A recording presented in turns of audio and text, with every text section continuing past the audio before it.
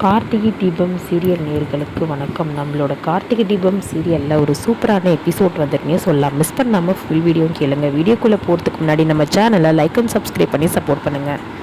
இப்போ பார்த்திங்கன்னா ரேவதி விளக்கு எடுத்துகிட்டு பரிகாரம் பண்ணுறதுக்கு கோயிலை சுற்றிட்டு உட்காடுறாங்க. அப்போ மருது பார்த்திங்கன்னா அவரும் ஃபோன் பேசிகிட்டு இருக்காரு.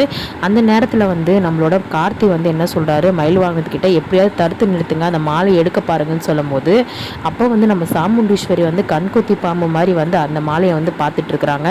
நம்மளோட மயில் வாகனம் என்ன பண்ணுறாரு, அங்கே அத்தை வேற இப்படி கண்காணிச்சிட்டு இருக்காங்களே மாலையை, இது வேலைக்காவது வேறு ஏதாவது ரூட்டில் போனால் தான் வேலைக்காகும்னு சொல்லிட்டு யோசிச்சுக்கிட்டே இருக்காரு. கார்த்தி என்ன பண்றாரு, நான் வந்துட்டு இருக்கிறேன் அப்படின்னு சொல்லும் போது சரி மாலையை எதுவும் பண்ண வேணாம், மாப்பிள்ளையை தூக்கிடலாம் அப்படின்னு சொல்லிட்டு நம்ம மருது கால் பேசிட்டு இருக்கும்போது பின்னாடி இருந்து பார்த்தீங்கன்னா பெட்ஷீட்டை மேலே போத்தி நம்மளோட மருது அடி அடி அடிச்சுட்டு பிச்சைக்காரங்க வெளியே உட்காந்துருப்பாங்க அவங்க கிட்ட பார்த்தீங்கன்னா பக்கத்தில் அப்படியே மயக்கமாக இருக்காரு, போட்டுட்டு வந்துடுவார் முகத்தை மூடி. சாமுண்டீஸ்வரி என்ன இன்னும் மாப்பிள்ளையை காணும் அப்படின்ற மாதிரி தேடிட்டு இருப்பாங்க. அப்போ பார்த்திங்கன்னா நம்மளோட சாமுண்டீஸ்வரி என்ன சந்திரகலா மாப்பிள்ளை இன்னும் காணும், மருது எங்கே போனார் அப்படின்ற மாதிரி கேட்டிருக்கும் போது வந்துடுவாருக்கான்னு சொல்லும் போது நம்ம ஐயர் என்ன பண்ணுவார், எங்கள் மாப்பிள்ளை வரலையா, நேரமாயிட்டே இருக்குது, மாப்பிள்ளையை கூப்பிடுங்க அப்படின்ற மாதிரி சொல்லும் போது மாப்பிள்ளை எங்கே இருக்காருன்னு போய் பாருங்கன்னு சொல்லிட்டு நம்மளோட மயில் வாகனம் என்ன பண்ணுவார், சும்மா தேடுற மாதிரி அங்கேயும் இங்கேயும் ஆக்ஷன் பண்ணிட்டு இருப்பார். அதுக்கப்புறம் கார்த்தி பார்த்திங்கன்னா கோயிலில் கிட்ட வந்துடுவார் காரில். ஒரு பக்கம் பார்த்திங்கன்னா மருது விழுந்த இடமே தெரியாத அங்கே பிச்சைக்காரங்க பக்கத்தில் போட்டுட்டு போர்வையெல்லாம் போத்தி வச்சுருப்பாங்க. அப்போ சாமுண்டீஸ்வரி யாரும் பார்க்க வேணாம், நானே போயிட்டு பார்க்குறேன் அப்படின்னு சொல்லிட்டு சாமுண்டீஸ்வரி என்ன பண்ணுவாங்க, அங்கேருந்து பார்த்திங்கன்னா வெளியே எல்லா இடமும் சுற்றி தேடுவாங்க. மருது அங்கே இருக்கவே மாட்டார், காணாமல் போயிடுவார். அப்புறம் சந்திரகலாவும் பார்த்திங்கன்னா எல்லா இடத்துலையும் தேடுவாங்க. அப்போ தேடிட்டு இருக்கும் போது பார்த்திங்கன்னா தேடிட்டு திருப்பி நின்றுட்டு சீக்கிரம் மாப்பிள்ளை வந்தாரான்னு கேட்கும்போது இருங்க ஐயர் ஒரு நிமிஷம் வெயிட் பண்ணுங்கள், அதோ நான் பார்க்குறோன்னு சொல்லிட்டு தேடிட்டே இருப்பாங்க. அப்போ நின்றுட்டு இருக்கும் போது பார்த்திங்கன்னா கார்த்தி அந்த கோயிலுக்கு வருவார். வந்ததுக்கப்புறம் ரேவதி கேட்பாங்க, என்ன சார் நீங்கள் கோயிலுக்கு வந்திருக்கீங்க அப்படின்னு சொல்லும்போது இல்லைங்க இங்கே ஒரு ஃப்ரெண்டை பார்க்க வந்தேன் அப்படின்ற மாதிரி சொல்லிடுவார். சரிங்க சார், இதுதான் சார் மாலை பூஜைன்னு சொல்லிட்டு அம்மா சொல்லியிருந்தாங்களே, அதனால தான் நான் பண்ணிகிட்ருக்கேன் அப்படின்ற மாதிரி சொல்லும்போது சரி ஓகேங்க அப்படின்னு சொல்லிட்டு சொல்லுவாங்க. அதில் பார்த்திங்கன்னா தாலி இருக்கும். அந்த தாலி அப்படியே தான் இருக்கும், அது யாரும் எடுக்க மாட்டாங்க. ஸோ அதை மாற்றிலாம் வைக்க முடியாத அளவுக்கு நம்ம சாமுண்டீஸ்வரி என்ன பண்ணுவாங்க, கிட்ட இருந்து அதை பார்த்துட்டே இருப்பாங்க. ஒரு பக்கம் மருது காணுன்ற மாதிரி தேடிட்டு இருப்பாங்க.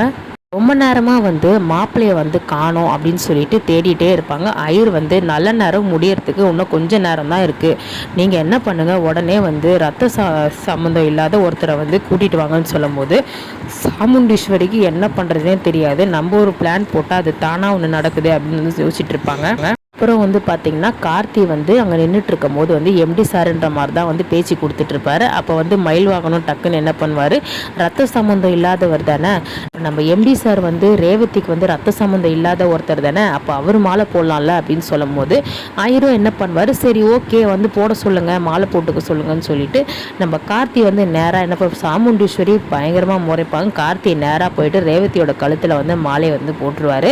ரொம்ப க்யூட்டாக ரேவதி ரியாக்ஷன் கொடுப்பாங்க. எனக்கு தெரிஞ்சு ரேவதிக்கு புரியுதா இல்லையான்னு தெரியல, இந்த அளவுக்கு கார்த்தி ஏன் ரேவதி மேலே ஒரு அட்ராக்ஷனாக இருக்கணும், இவ்வளோ ஏன் மெனக்கெடணும் அப்படின்றது கார்த்திக் தெரியும், மொத்தம் எல்லாருக்குமே தெரியும். ரேவதிக்கு இதெல்லாம் எப்போ புரிய போகுது அப்படின்னு தெரியல. எம்டி சார் ஏன் இவ்வளோ அட்வான்டேஜ் நம்ம மேலே எடுத்துக்கணும் அப்படின்னு சொல்லிட்டு ஆரம்பத்துலேருந்தே இந்த கம்பெனியில் சேர்ந்ததுலேருந்து பார்த்திங்கன்னா நம்மளுக்கு ஹெல்ப் பண்ணது, அதுக்கப்புறம் நம்மளை திருப்பி ப்ராஜெக்ட் ஃபோன் பண்ணி கூப்பிட்டது, அப்புறம் கூட ட்ரைவ் பண்ணது, நிறைய விஷயம் ரேவதி வாட்ச் பண்ணிட்டே இருப்பாங்க. இந்த விஷயமே ரொம்ப அட்வான்டேஜாக எடுத்துகிட்டு இருக்காங்க. ஸோ இதெல்லாம் ரேவதிக்கு எப்படி தெரிய போகுதுன்னு தெரியல. ஸோ இதுக்கப்புறம் இந்த பிளானும் சாமுண்டீஸ்வரிக்கு சொதப்பிடுச்சு. அதனால் செம்ம கடுப்பாயிடுறாங்க. அவனை என்ன தான் பண்ணுறதுனே தெரியல. இதுவும் சொதப்பிடுச்சு. நம்ம தெரியாத கல்யாணம் பண்ணலான்னு பார்த்தோம், அதுவும் இப்படி வீணாக போச்சு. எப்படி தான் என் பொண்ணுக்கு கல்யாணம் பண்ணி இவகிட்ட இந்த மீடில் போகிறோன்னு தெரியல. அப்போ மயில் வாகனம் ரோகிணி கிட்ட சொல்கிறாங்க, சகல என்ன தான் உங்கள் அம்மா என்ன தான் உங்கள் அம்மாவோட கண்ணில் விரல விட்டு ஆட்டினாலும் உங்கள் அம்மா பிளான் போட்டுகிட்டே இருக்காங்க. ஆனால் இப்போ பரிகாரம் வரைக்கும் போனது தான் ரொம்பவே எனக்கு கஷ்டமாக இருக்குது. பாவம் உங்கள் அம்மா, ஒரு பக்கம் உங்கள் அம்மா நினச்சாலும் பாவமாக தான் இருக்குது அப்படின்ற மாதிரி வந்து சொல்கிறாங்க. அப்போ வந்து பயங்கரமாக வந்து சாமுண்டீஸ்வரி டென்ஷனாக என்ன பண்ணுறாங்க, எல்லோரும் வந்து வீட்டுக்கு கிளம்பலான்னு சொல்லிட்டு அதை முடிச்சதும் வந்து பார்த்திங்கன்னா வந்து க்யூட்டாக வந்து நம்மளோட ரேவதி வந்து கார்த்தியை பார்த்து சிரிக்கிறாங்க. நான் கிளம்புறேன் சார், ரொம்ப தேங்க்ஸ் சார் வந்து இந்த மாதிரி வந்து போட்டது இந்த கரெக்டான நேரத்தில் அப்படின்னு வந்து சொல்கிறாங்க. பரவாயில்லைங்க இருக்கட்டும் அப்படின்னு சொன்ன மாதிரி திருப்பியும் வந்து நம்ம ரேவதிக்கு தாலி கட்டின மாதிரி ஆயிடுச்சு இப்போது. ஸோ வந்து என்னதான் சாமுண்டீஸ்வரி வந்து உருண்டு பிறண்டு எப்படியோ கல்யாணத்தை நடத்தலான்னு பார்த்தாலும் நம்ம கார்த்தி வந்து ரேவதி ஆஃபீஸில் இருக்கிற வரைக்கும் அவங்களோட நடவடிக்கையை வச்சே கண்டுபிடிச்சிடுறாங்க. அத்தை ஏதோ பிளான் பண்ணுறாங்க, ரேவதியை வச்சு கல்யாணம் பண்ணுறாங்க, ரேவதியை வச்சு ரிஜிஸ்டர் பண்ணுறாங்க அப்படின்னு சொல்லிட்டு. ஸோ நம்ம ரேவதியை வந்து இப்போ என்ன பண்ண போகிறாங்க அப்படின்னு சொல்லிட்டு பார்த்தீங்கன்னா வந்து ஆஃபீஸை விட்டு நிறுத்துறதுக்கு சதி பண்ண போகிறாங்க. ஆஃபீஸை விட்டு ரேவதி நின்று வீட்டில் இருந்தால் மட்டும்தான் வந்து நம்ம ஏதாவது ஒன்று பண்ணி கல்யாணம் பண்ணி வைக்க முடியும்.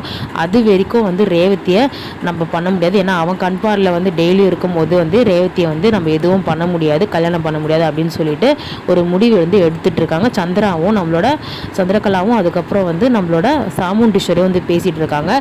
ஸோ இதுக்கப்புறம் வந்து எப்படி வந்து ரேவதி என்ன பண்ண போகிறாங்க, எப்படி கல்யாணம் பண்ண போகிறாங்க அப்படின்னு தெரியல. இந்த பிளானுமே வந்து ஃபெயிலியர் ஆயிடுச்சு.